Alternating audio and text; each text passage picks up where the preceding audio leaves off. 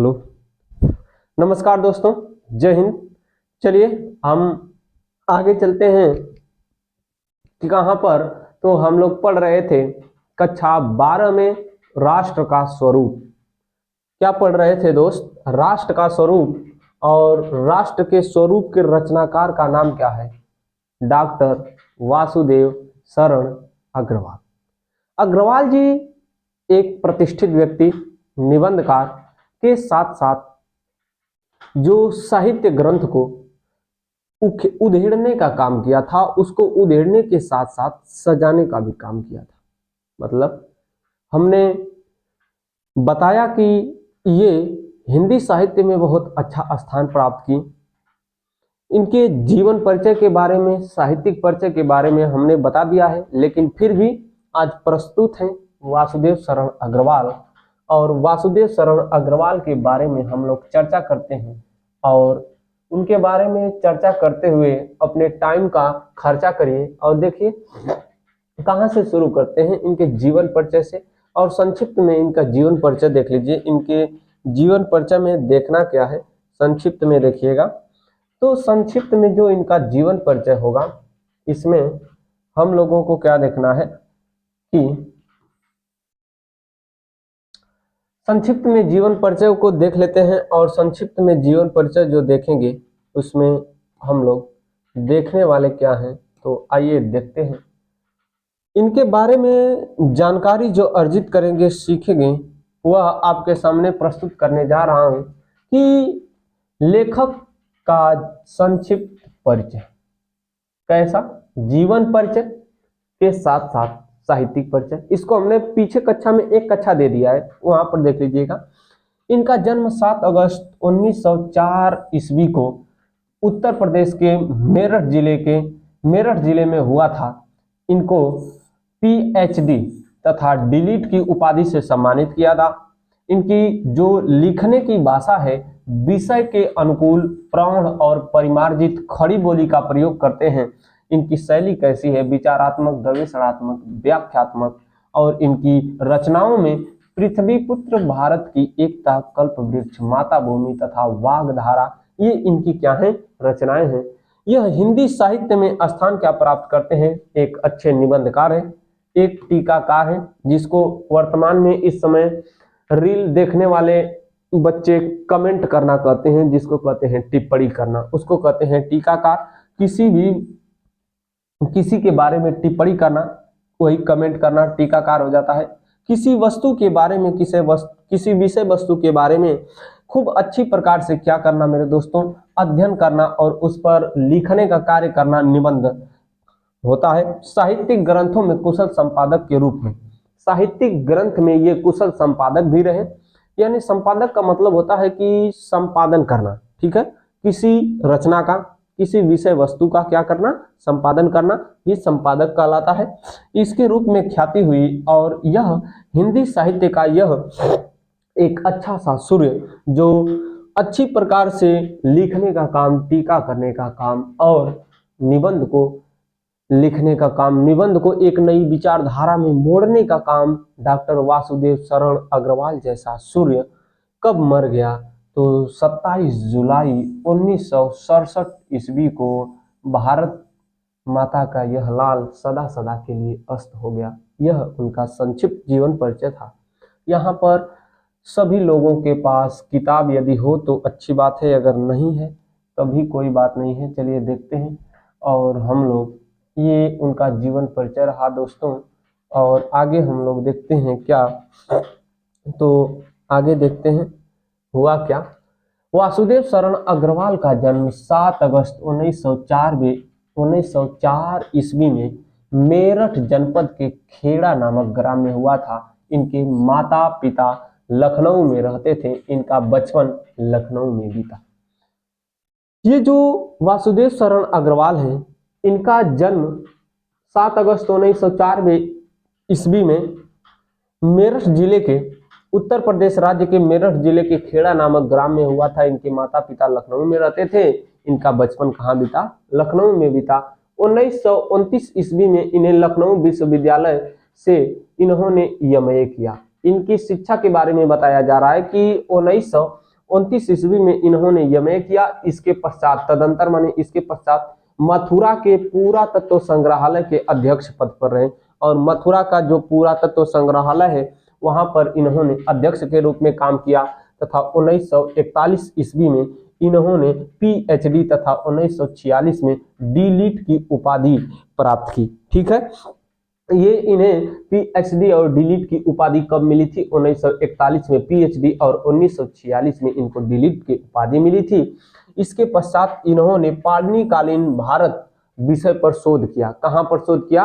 पाणिनि कालीन भारत विषय पर इन्होंने क्या किया? शोध किया। सन 1946 से 1991 ईस्वी तक सेंट्रल एशियन एंटीक्विटीज म्यूजियम के सुपरिंटेंडेंट और भारतीय पुरातत्व विभाग के क्या रहे मेरे दोस्तों? अध्यक्ष रहे। कब से कब तक? 1946 टू 1951, 1946 ईस्वी से 1941 ईस्वी तक इन्होंने अध्यक्ष के पद पर कार्य किया और बहुत ही सफलतापूर्वक कार्य किया। 1951 ईस्वी में ये काशी हिंदू विश्वविद्यालय के कॉलेज ऑफ इंडोलॉजी भारतीय महाविद्यालय में प्रोफेसर नियुक्त होते हैं और 1952 ईस्वी में लखनऊ विश्वविद्यालय में राधा मुकुंद मुखर्जी व्याख्यान की ओर से व्याख्याता नियुक्त हुए। कहां से? तो राधा मुकुंद, देखिए राधा मुकुंद मुखर्जी व्याख्यान निधि की ओर से व्याख्याता नियुक्त हुए और फिर इन्होंने काम क्या किया तो उसको आगे देखते हैं। अब हम लोग आगे चलते हैं, अब इनके बारे में और जानकारी देखते हैं जो है कि कहां पर पहुंचे थे। तो आइए देखते हैं दोस्त, कहां तक? राधा मुकुंद मुखर्जी व्याख्यान निधि की ओर से व्याख्याता नियुक्त हुए। व्याख्यान का विषय पाणिनि था, यानी एक इनको विषय दिया गया था कि इसी के ऊपर आपको क्या करना है? बोलना है। और वह विषय क्या था? पाणिनि था। विषय क्या था? पाणिनि। पाणिनि विषय पर इनको क्या करना था? व्याख्या करना था। पाणिनि विषय पर क्या करना था? व्याख्या। और इन्होंने बहुत अच्छी प्रकार से क्या की? व्याख्या करने का काम करते हैं। बहुत अच्छी प्रकार से इन्होंने व्याख्या किया था। ठीक है, चलिए आगे देखते हैं। हाँ, व्याख्यान का विषय पाणिनि था। अग्रवाल जी भारतीय मुद्रा परिषद नागपुर, भारतीय संग्रहालय परिषद Patna, all India oriental Congress fine art section Mumbai आदि संस्थाओं के सभापति पर भी रह चुके हैं। अग्रवाल जी ने, अब इनकी भाषाओं को देखते हैं। इनकी भाषा में क्या मिलेगी? पाली, संस्कृत, अंग्रेजी। इनकी भाषाओं में क्या है? मुख्य रूप से 3 भाषा है। पाली है, मुख्य रूप से 3 भाषा में पहली भाषा क्या है? पाली। दूसरी भाषा क्या है इनकी? दूसरी भाषा संस्कृत है। पाली, संस्कृत और एक भाषा है वह अंग्रेजी है। ठीक है, इन्होंने मुख्य रूप से कितनी भाषाओं का अध्ययन किया था? 3, पाली, संस्कृत और अंग्रेजी आदि भाषाओं तथा प्राचीन भारतीय संस्कृति और पुरातत्व का गहन अध्ययन किया था। सन 1967 ईस्वी में हिंदी के इस साहित्यकार का निधन हो गया। कब भैया? तो 27 जुलाई 1967 ईस्वी को इस हिंदी साहित्य के साहित्यकार का क्या हुआ? निधन हो गया। तब इसके आगे हम लोग चलते हैं। कहाँ चलेंगे? तो आगे चलते हैं, इनके बारे में और कुछ जानकारी अर्जित करते हैं। भारतीय संस्कृति, कहां पर? भारतीय संस्कृति, पुरातत्व और प्राचीन इतिहास के ज्ञाता होने के कारण डॉक्टर अग्रवाल के मन में भारतीय संस्कृति को वैज्ञानिक और अनुसंधान की दृष्टि से प्रकाश में लाने की इच्छा थी। इस सोचते क्या थे कि ये जो हमारी हिंदी है इसको वैज्ञानिक ढंग से, किस प्रकार से? वैज्ञानिक ढंग से प्रस्तुत किया जाए। ठीक है, इसको किस प्रकार से प्रस्तुत किया जाए? वैज्ञानिक ढंग से प्रस्तुत किया जाए। वैज्ञानिक ढंग से क्या किया जाए? प्रस्तुत किया जाए। फिर इसके बाद आगे हम लोग देखिए चलते हैं। चलिए, हम क्या कर रहे थे कि भारतीय संस्कृति माने भारत की संस्कृति, पुरातत्व माने जो प्राचीन की सभ्यता होती है उसके बारे में, और प्राचीन इतिहास, ये 3 चीज के ज्ञाता थे। यानी इनको 3 चीज आता था। प्राचीन इतिहास आता था, फिर इसके बाद पुरातत्व की, यानी जो खनन विभाग जो पुरातत्व होता है उसके बारे में भी इनको जानकारी थी, तथा भारतीय संस्कृति में ये निपुण थे। भाई साहब, भारतीय संस्कृति में ये बहुत निपुण थे। भारतीय संस्कृति और जो पुरातत्व के बारे में यदि मैं कहूँ तो हिंदी साहित्य में मुझे, मेरी दृष्टि से ऐसा व्यक्ति नहीं दिखता है। यदि आप लोगों की दृष्टि से दिखता हो तो अच्छी बात है, और हो भी सकता है ऐसा।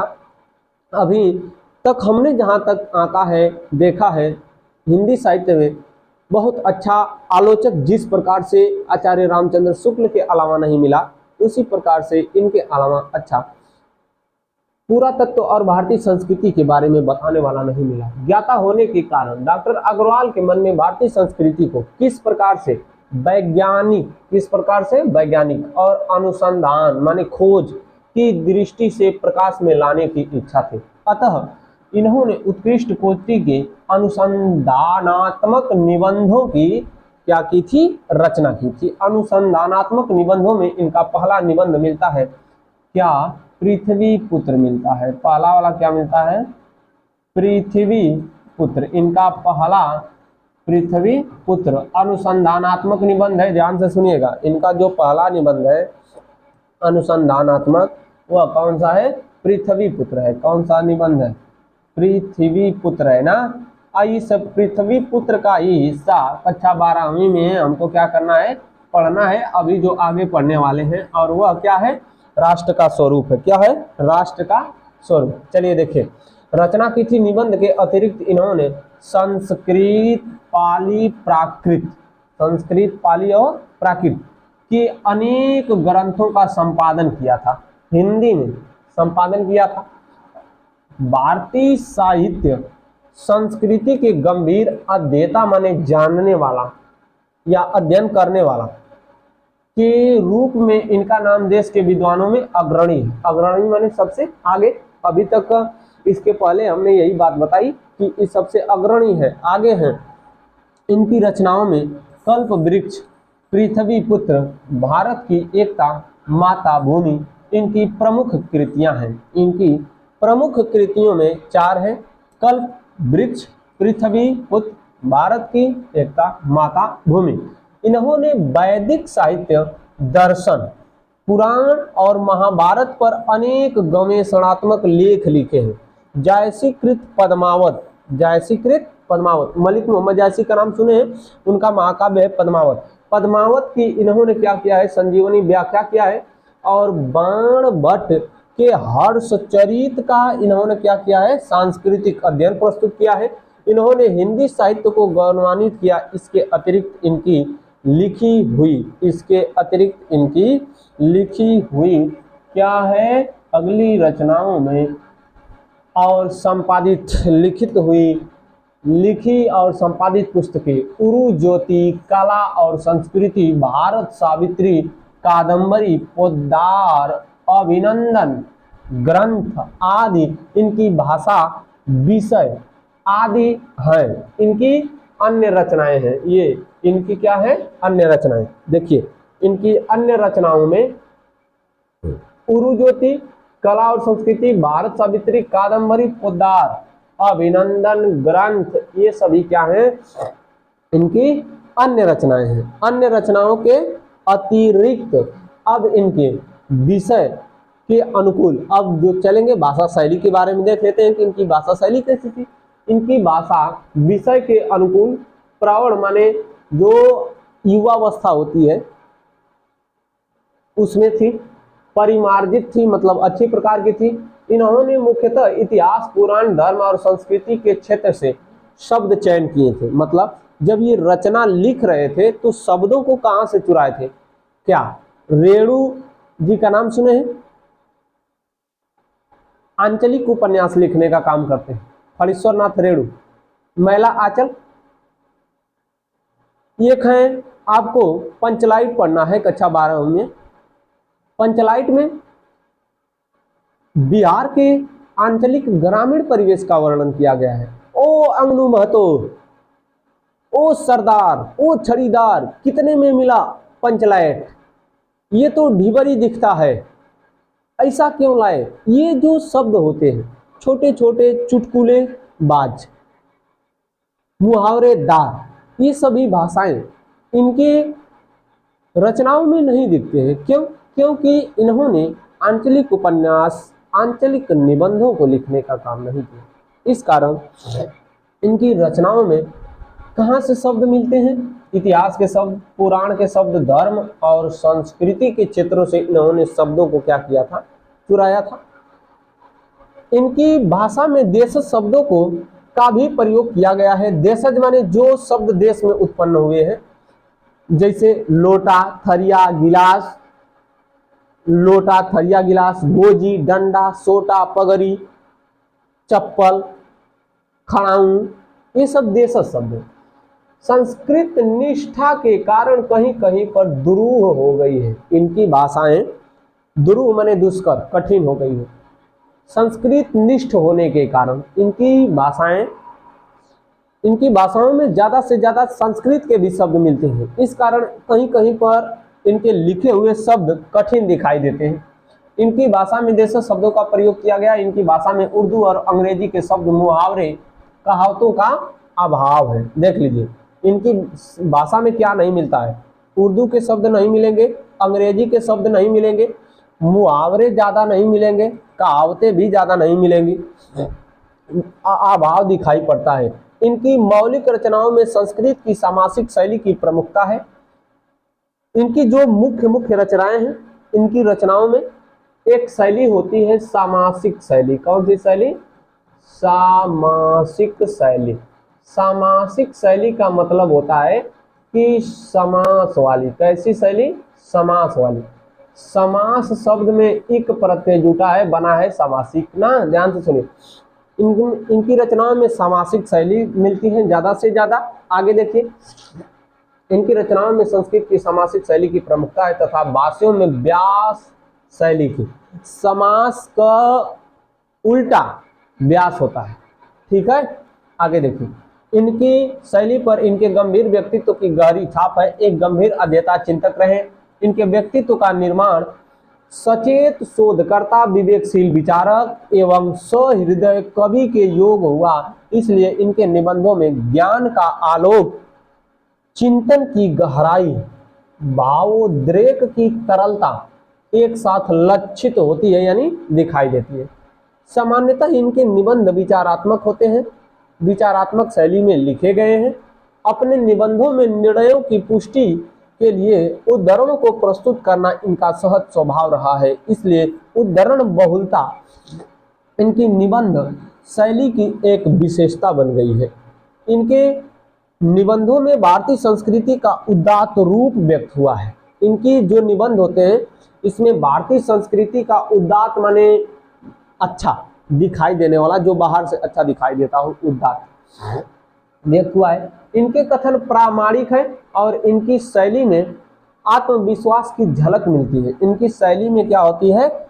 आत्मविश्वास है। यह नहीं कि कुछ समय पश्चात अपनी शैली को तोड़ देते हैं। आत्मविश्वास का मतलब होता है कि शुरू से लेकर अंत तक एकदम आप में विश्वास है कि हम काम कर लेंगे, वो होता है आत्मविश्वास। इनकी शैली का प्रधान रूप विवेचनात्मक है। हिंदी साहित्य के इतिहास में ये अपने मौलिकता, विचारशीलता और विद्वता के लिए चिर स्मरणीय रहेंगे। चलिए अब आगे चलते हैं। कहाँ पर? तो अब हम देखेंगे जो पढ़ने वाला है, आज इनका निबंध पढ़ने वाले हैं हम लोग। क्या? पृथ्वीपुत्र से लिया गया है। राष्ट्र का स्वरूप। प्रस्तुत निबंध राष्ट्र का स्वरूप। चलिए देखिए,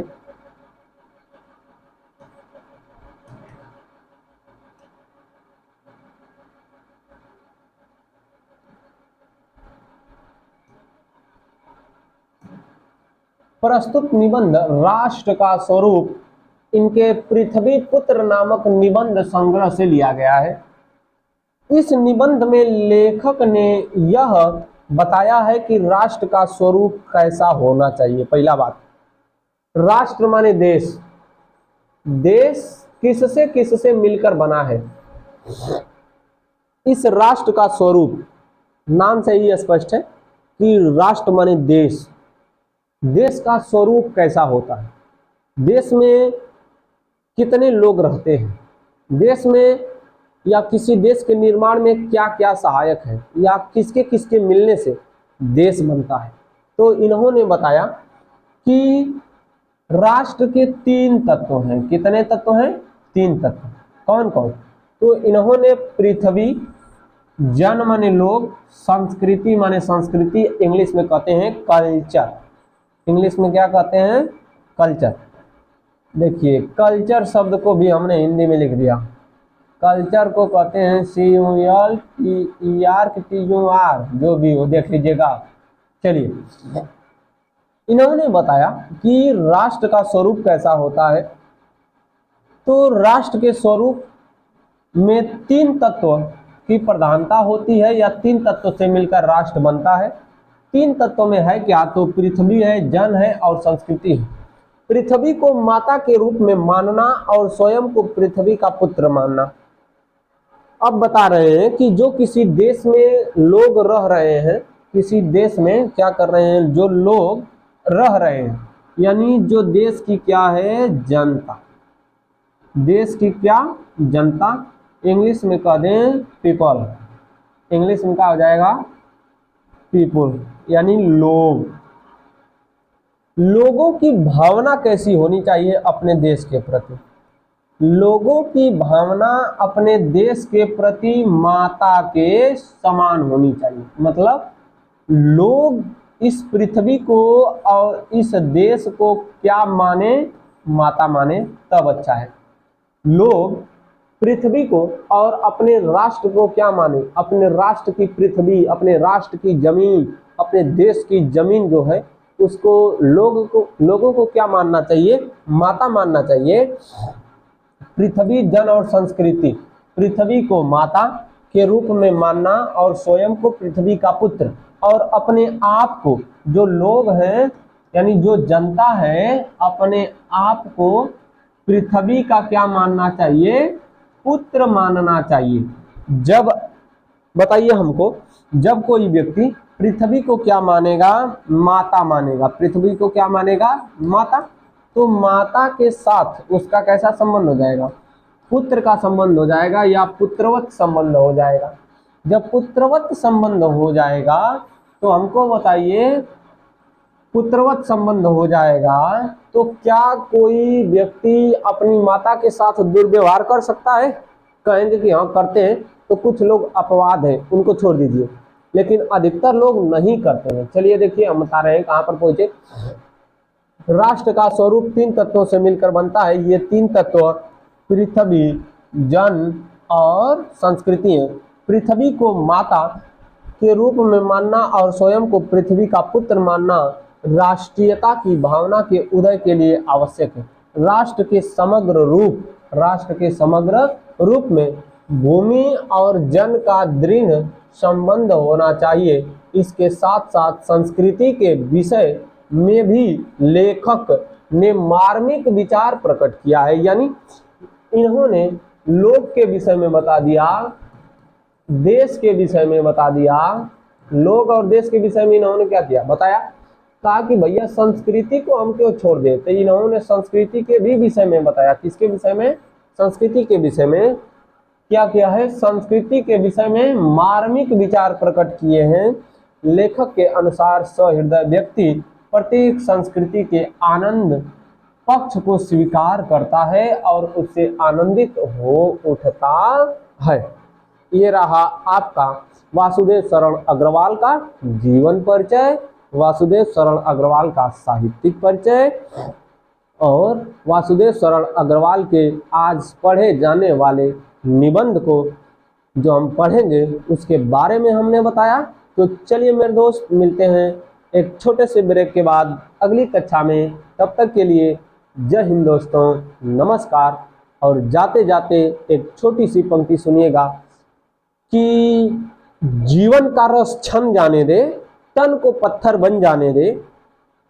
ये जो कविता है इसको पढ़िएगा। रामधारी सिंह दिनकर की कविता है, और दिनकर की कविताओं में वीर रस का भाव दिखाई देता है, और वीर रस के भाव के साथ इन्होंने बहुत रचनाएं लिखा। इनकी रचनाओं में, रामधारी सिंह दिनकर की रचनाओं में बता रहे हैं, बहुत अच्छा प्रभाव दिखाई देता है। क्या है? रामधारी सिंह दिनकर की रचनाएं देख लीजिएगा। जब आपके अंदर दुख का भाव आ जाए तब जाकर उठाइएगा। और उनकी रचना जब पढ़ेंगे तो आपके अंदर एक अलग शक्ति आ जाती है। पढ़िएगा, रचना नहीं पढ़ना होगा तो मैं एक छोटी सी रचना का नाम बताता हूँ, जाकर पढ़िएगा, पूरा नहीं पढ़िएगा, छोटी सी रचना पढ़िएगा और वो कक्षा 7वीं में मिल जाएगी। कक्षा 7वीं में मिलेगी कि कलम आज उनकी जय बोल, जला अस्थियां बारी बारी, छिटकाई जिसने चिंगारी चढ़ गए जो पुण्य बेदी पर लिए बिना गर्दन के मोल, कलम आज उनकी जय बोल। ये है रामधारी सिंह दिनकर। कक्षा 5वीं में जाकर पढ़िएगा, उनकी कविता है मानो जब जोर लगाता है पत्थर पानी बन जाता है, गुड़ बड़े एक से एक प्रखर है, छिपे हैं मानवों के भीतर, बत्ती जो नहीं जलाता है रोशनी वह नहीं पाता है विघ्न कौन ऐसा जग में। अब इसकी शुरुआत किस पंक्ति से होती है, तो इसकी पंक्ति जो है विपत्ति से शुरुआत होती है। सच है विपत्ति जगह आती है कायर को ही दहलाती है, सुरमा नहीं विचलित होते चढ़ी एक नहीं धीरज होते, विघ्नों को गले लगाते हैं विघ्न कौन ऐसा जग में, टीक सके जो आदमी के मग में, खम ठोक ठेलता है जब नर पर्वत के जाते पांव खड़, मानो जब जोर लगाता है पत्थर पानी बन जाता है। मानो जब जोर लगाता है ना पत्थर भी पानी बन जाता है। तो आज के लिए बस इतना ही, मिलेंगे अगले दिन और राष्ट्र के स्वरूप को लेकर आऊंगा दोस्त, इंतजार में रहिए, अगले दिन आऊंगा। जय हिंद दोस्तों, नमस्कार।